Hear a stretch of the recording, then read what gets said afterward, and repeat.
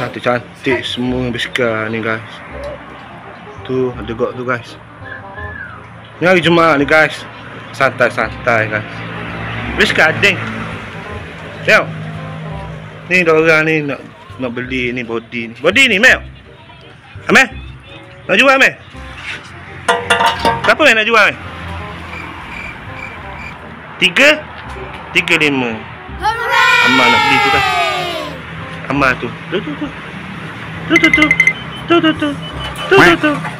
Tu.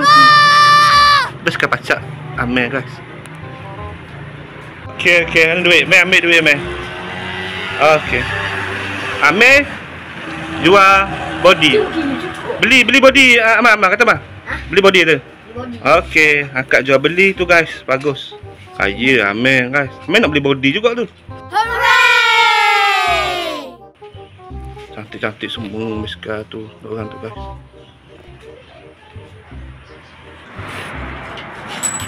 Barang kat biskar tu nak tahu kat Gomek ni guys.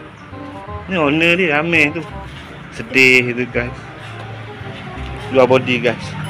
Tapi nak beli body baru tu guys. Body lain lah guys. Dia abang itu yang satu. Tu. Kawang tolong kawang guys. Body abang itu satu. Oh. Gomek tu. Hujan kat sini guys. Musim hujan lah ni guys. Sadu. Game dia? Sadu. Oh guys. Cantik kali dia tu guys. Body ni guys. Tu habis. Kat situ biru, baju biru. Body Amal mah cantik mah. Oh yo guys, jackpot guys. Arriba. Okay guys. Ha, mah. Oh. Okey lah mah. Okey. Nanti dia nak tukar tu.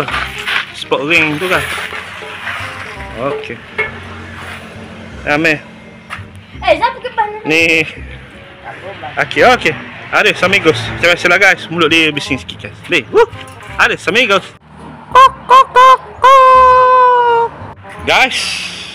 Ni biskar Abi guys.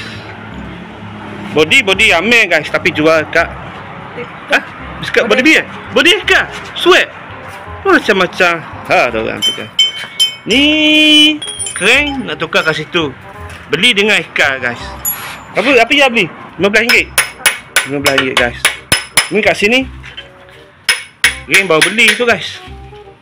Beli dekat Shopee ni Ring Amal guys. Nak pasang lah sekejap lagi guys. Tidur tu guys. Kasih yang.